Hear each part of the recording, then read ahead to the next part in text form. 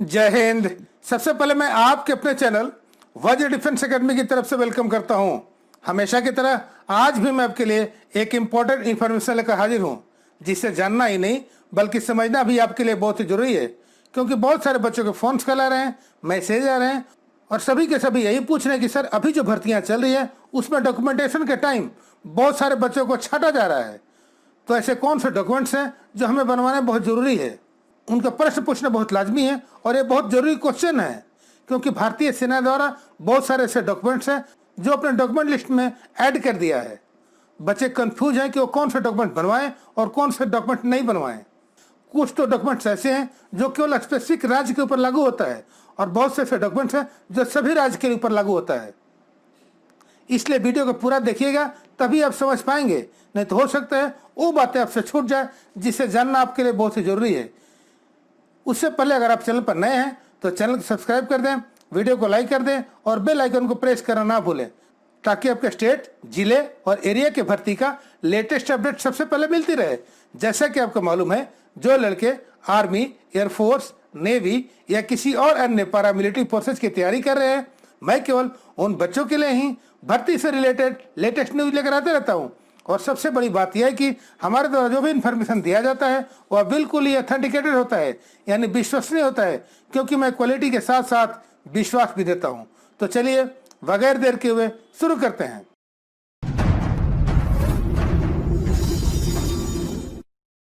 तो सबसे पहले मैं आपको ये डॉक्यूमेंट लिस्ट दिखा देता हूँ। ये टोटल 19 डॉक्यूमेंट्स हैं जो आपको बनवाने हैं।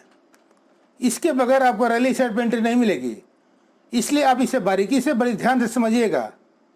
नंबर 1 पे है फोटोग्राफ्स, यानी सभी कैंडिडेट्स को 20 कॉपीज कलर फोटोग्राफ बनवाने होंगे और जो उसके साइज होंगे वो होंगे पासपोर्ट साइज के। और इसके बैकग्राउंड बिल्कुल ही वाइट होना चाहिए और फोटोग्राफ 3 महीने से पुराना नहीं होना चाहिए। उसके अलावा यह कंप्यूटर प्रिंट आउट नहीं होना चाहिए। अगला है एजुकेशन सर्टिफिकेट। हर एक कैंडिडेट्स को एजुकेशन सर्टिफिकेट के साथ साथ ओरिजिनल मार्कशीट भी ले जाना बहुत जरूरी है। मान लीजिए आपने 16 जीडी के लिए अप्लाई किया है तो आपके पास एजुकेशन सर्टिफिकेट के साथ साथ 10th क्लास का ओरिजिनल मार्कशीट भी होना चाहिए। इसके अलावा प्रोविजनल या ऑनलाइन एजुकेशन सर्टिफिकेट भी आपके पास होना बहुत जरूरी है, जिसके ऊपर बोर्ड या यूनिवर्सिटी का स्टैंप और सिग्नेचर भी होना बहुत जरूरी है। जो बच्चे 10th ओपन बोर्ड से पास है उनके पास स्कूल लिविंग सर्टिफिकेट होना चाहिए और उसके ऊपर BEO या DEO यानी डिस्ट्रिक्ट एजुकेशन अफसर का स्टैंप और सिग्नेचर भी बहुत जरूरी है। अगला है डोमिसाइल। डोमिसाइल तहसीलदार या डिस्ट्रिक्ट मजिस्ट्रेट के द्वारा बना होना चाहिए और डोमिसाइल के ऊपर आपका फोटोग्राफ्स होना बहुत जरूरी है और फोटोग्राफ्स के ऊपर तहसीलदार या डिस्ट्रिक्ट मजिस्ट्रेट का स्टैंप और सिग्नेचर बहुत जरूरी है। अगला है कास्ट सर्टिफिकेट। कास्ट सर्टिफिकेट भी आपका तहसीलदार और डिस्ट्रिक्ट मजिस्ट्रेट के द्वारा बना होना चाहिए और कास्ट सर्टिफिकेट के ऊपर आपका फोटोग्राफ्स और फोटोग्राफ्स के ऊपर तहसीलदार और डिस्ट्रिक्ट मजिस्ट्रेट का स्टैंप और सिग्नेचर भी बहुत जरूरी है। अगला यानी 5वां है रिलीजन सर्टिफिकेट। रिलीजन सर्टिफिकेट भी तहसीलदार या डिस्ट्रिक्ट मजिस्ट्रेट के द्वारा बना होना चाहिए और उसके ऊपर भी आपका फोटोग्राफ्स और फोटोग्राफ्स के ऊपर तहसीलदार या डिस्ट्रिक्ट मजिस्ट्रेट का स्टैंप और सिग्नेचर बहुत जरूरी है।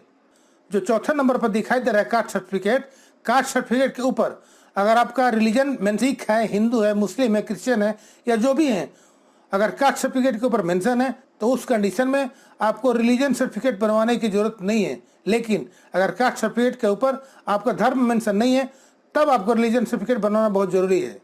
अगला है school character certificate. School character certificate school या कॉलेज से बनेगा और इसके ऊपर हेडमास्टर या प्रिंसिपल का सिग्नेचर होना बहुत जरूरी है। अगला है कैरेक्टर सर्टिफिकेट।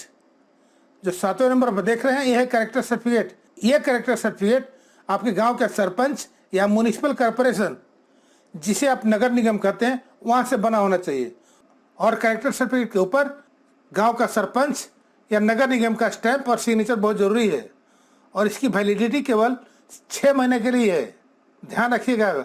और अगर आप पहले से बनवा कर रखे हैं और 6 महीने से ज़्यादा हो गया है तो आपको नया बनवाना पड़ेगा। अगला है unmarried certificate.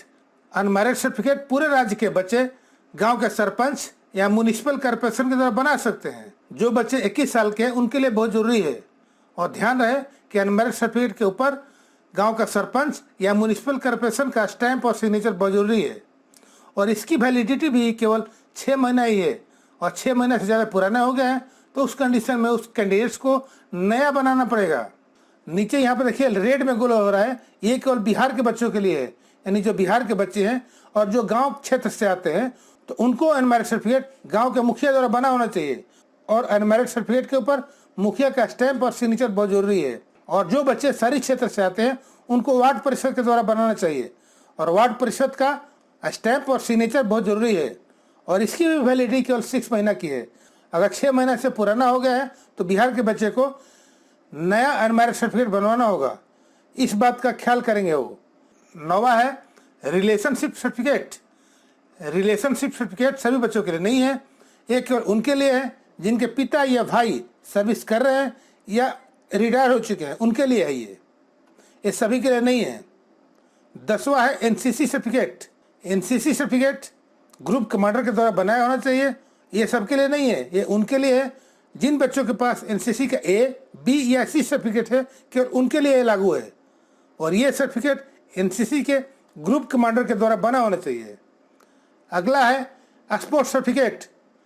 Sports certificate sports federation के द्वारा बना होना चाहिए, ये भी सभी के लिए नहीं है, ये केवल उन बच्चों के लिए है जो स्पोर्ट्स कोटा के द्वारा भर्ती हो रहे हैं, ये केवल उन्हीं के लिए है, ये सबके लिए नहीं है। अगला एफिडेविट। एफिडेविट कोर्ट में बनेगा और 10 रुपये के नॉन जुडिशियल स्टैम्प पेपर के ऊपर ही बना होना चाहिए, जिसके ऊपर नोटरी का स्टैंप और सिग्नेचर बहुत जरूरी है।